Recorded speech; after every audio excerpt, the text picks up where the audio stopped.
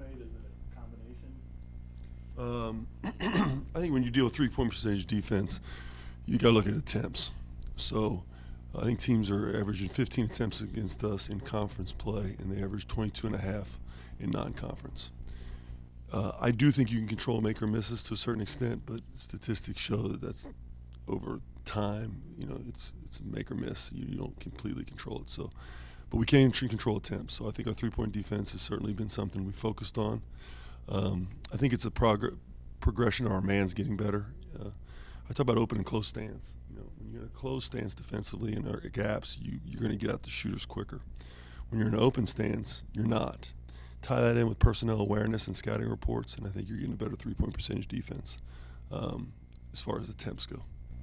What close open? Is that like the way you're shading guys, or can you explain that a little bit more? So when you're in a gap, watch last year to this year. So in the zone, you're at open stance. We close our stance in order so that when the ball, if you're in your gap and you're guarding your man, the ball's being guarded by someone else, you're in a closed stance to where you're seeing your man in the ball versus an open stance where you don't see your man. We got backdoored. We got backdoored 3 times in the Central Florida game. We were in open stance 3 times, so you'll be able to see it on that.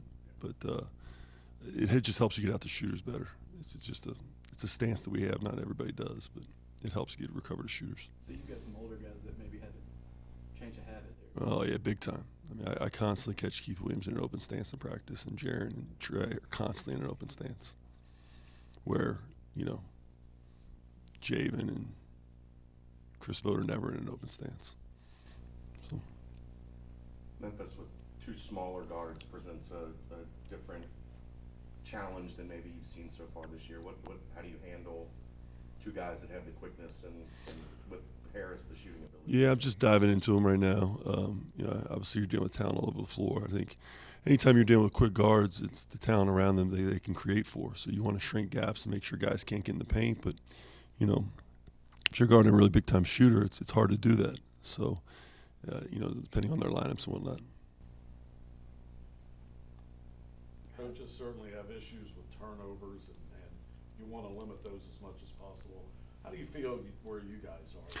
Well, we're not nearly as good as I want to be. I mean, my teams have typically turned the ball over early, and by this time we have it corrected based on a number of things. And this team is getting better at it, I think, but at the same time, it was equal opportunity turnovers. Now it's the veterans are turning the ball over. So, Jaron's turning the ball over in transition, Chris is turning the ball into the post, and Trey's turning the ball over in just a half-court setting and Keith's traveling. So I think they've gotten better at it. And I think that we've made strides in it, and they've certainly been concerted about it. I think Jaron and Trey's assist-to-turnover ratio is 2-to-1 in the last 5 games, so they've certainly done a better job of it. But collectively as a unit, we got to continue to get better. How big is a road game like this in conference, top 25 team for your guys' confidence, like you talked about, continuing to grow that connectivity? Well, it's a great challenge. I mean, it's why you come to Cincinnati to go play in ESPN against Memphis on a Thursday night game. It's why you come here to play in those type of games. So it's good for our conference when some of the top teams are playing in it right now. And I like where our guys are at mentally. Obviously we still got to be able to execute come game time. You mentioned the assists. Can you contextualize this team's passing ability and maybe just how it's improved? Can I whatalize? Contextualize. What does that mean? Give some context. Oh, to what? You're a road scout. Yeah, I didn't know what contextualize was. Honest to God, I wouldn't make fun of it. So what?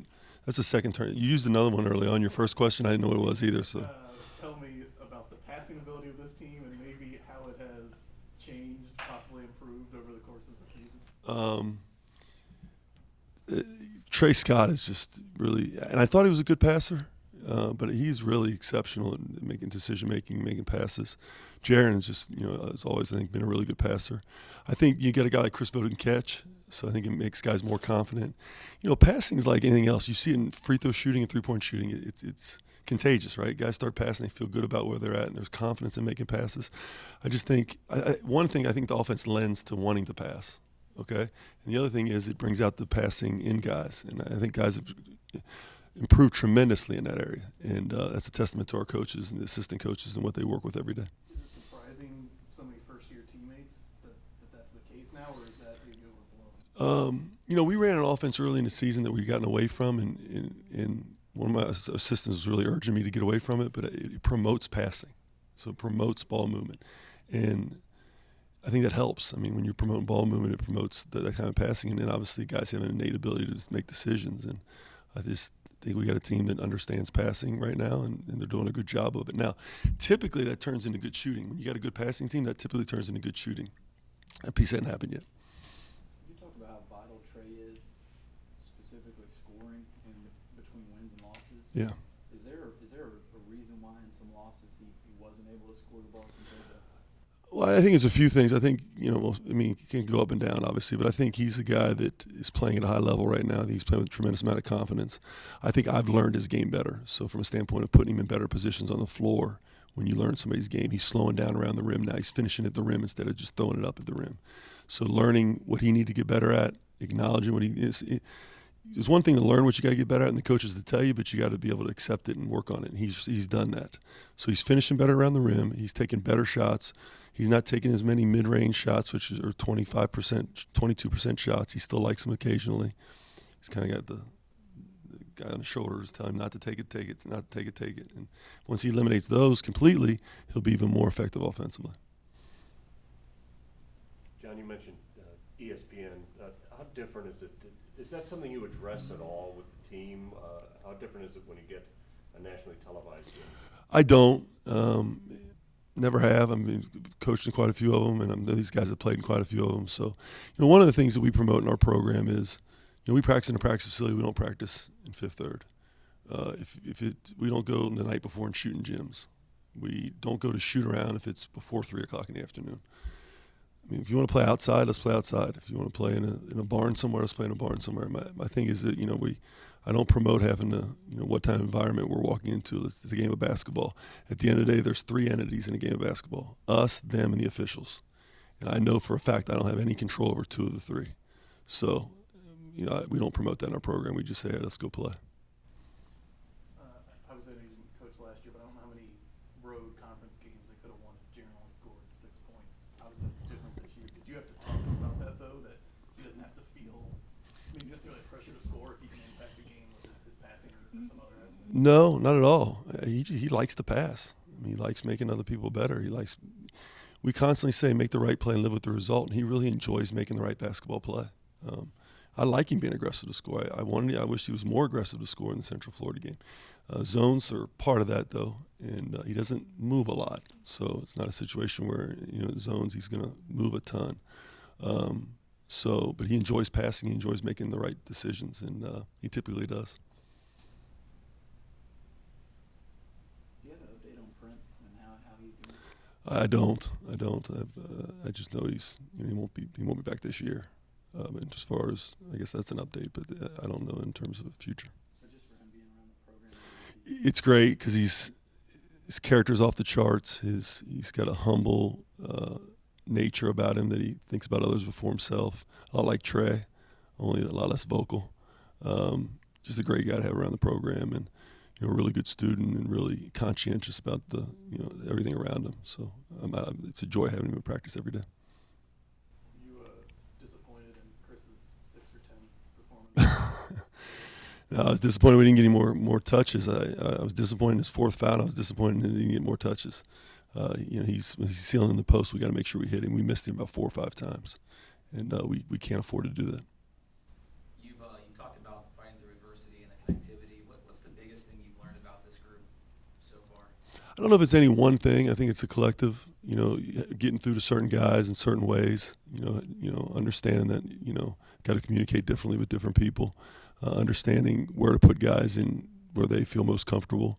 Understanding what unit on the floor we can play a little faster with, and what unit on the floor we're just not going to be able to play fast with. They had to make a lot of changes, style play wise. I mean, we're not. We rarely score in transition right now, which for those who know me, is a struggle, but we'll get there eventually. Anything else?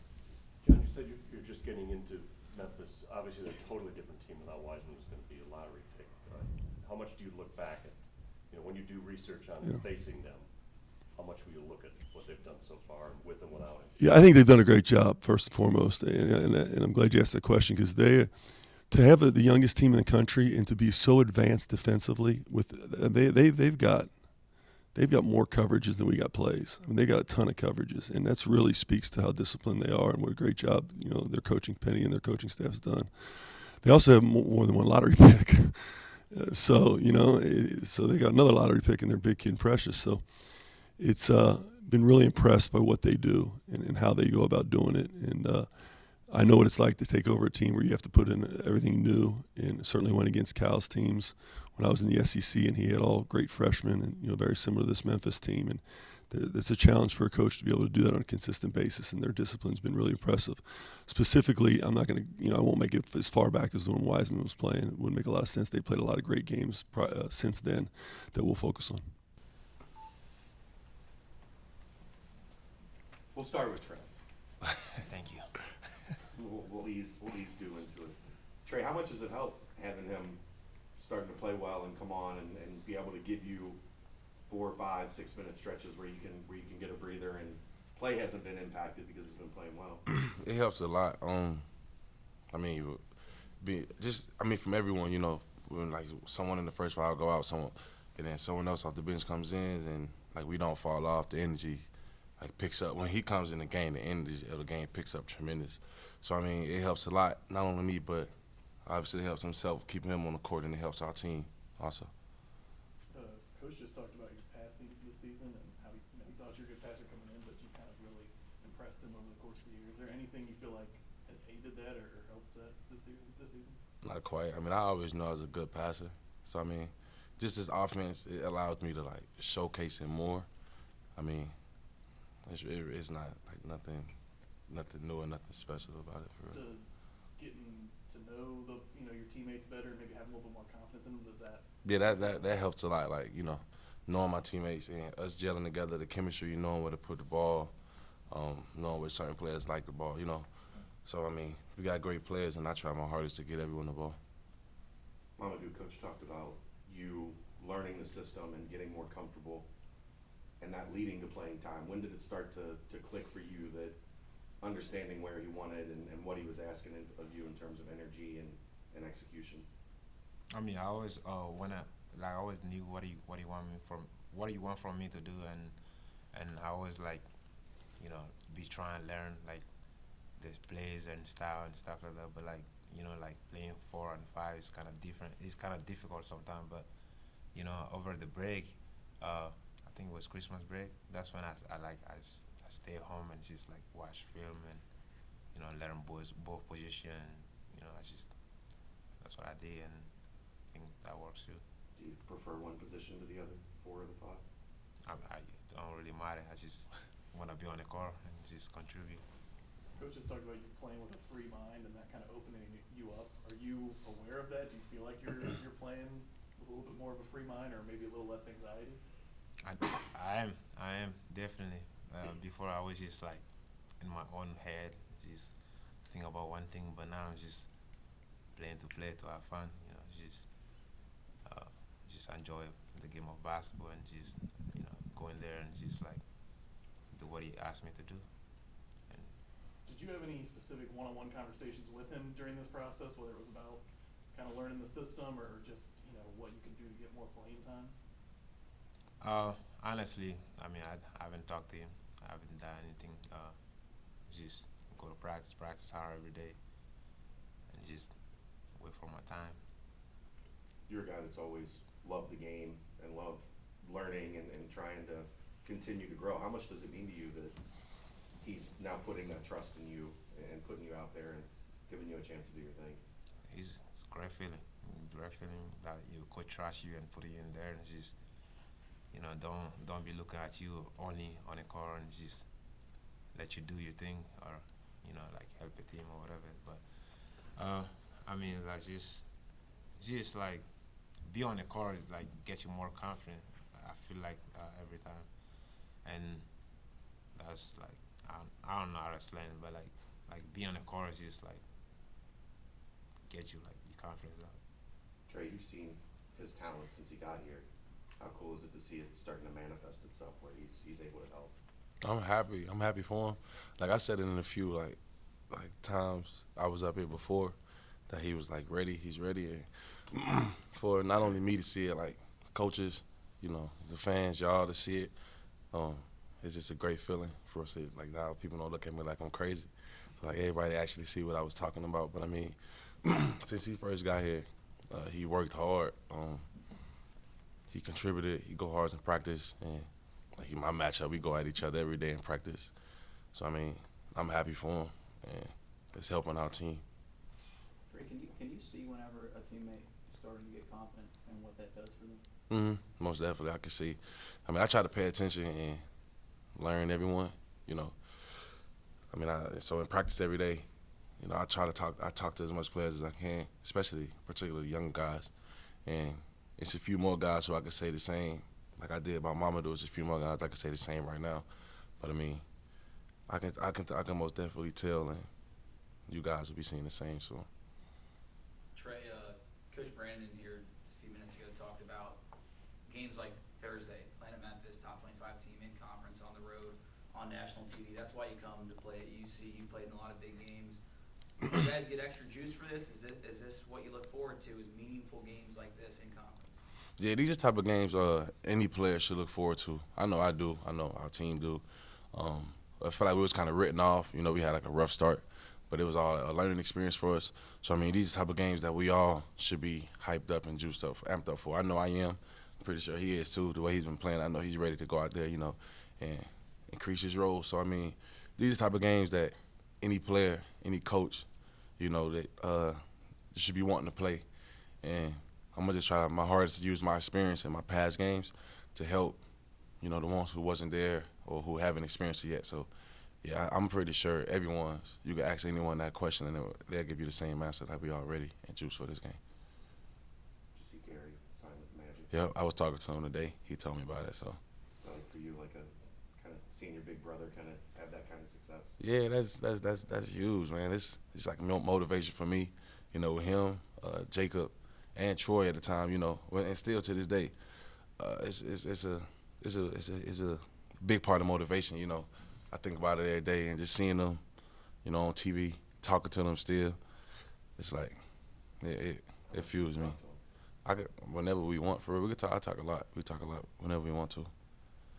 Do you feel like you have just with those guys, the relationship you have and on past teams, do you have a responsibility to kind of finish unfinished business that you guys have had here with that group and everything? Most definitely. Like at the beginning of the season, Farrad Cobb, he posted something on social media basically, and like said something to me like, you can't, like, don't let it die. Like, you the last, like, from when it was here, I'm the last one. Like, I'm the last one of the, whatever he called it. But he said, don't let it die off, and I got to do whatever I got to do to keep it going, just like they did. And I ain't trying to let my bros down. I ain't trying to let my teammates down.